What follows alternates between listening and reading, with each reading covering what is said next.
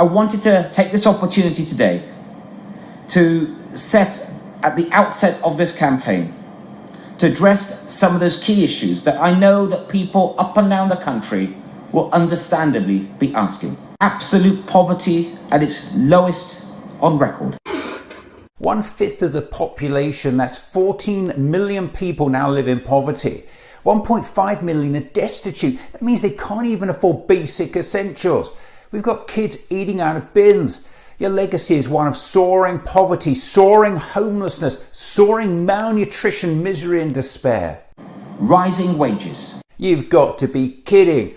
Real annual wages are £800 a year lower than when you lot took office. Thanks to your government, we've literally had the worst decade of wage growth since the Napoleonic War.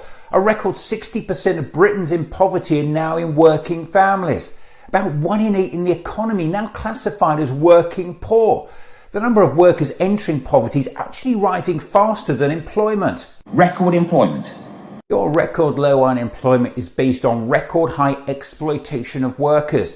0 hours contracts, short-term contracts, poverty wages. And if all that's not bad enough, a new analysis of joblessness across the country actually raises the total number of people out of a job who could work from the official level of 1.3 million to almost 4.5 million. In fact, the IMF forecasts that next year the UK will grow faster than France, than Italy, than Germany, than Japan. Hang on, those IMF forecasts were made before the announcement the UK's economy had shrunk for the first time since 2012.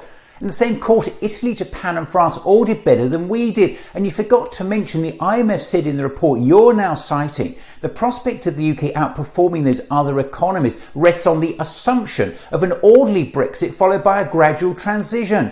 Just weeks ago, you were advocating a catastrophic no-deal Brexit and you've still not ruled it out for the end of January.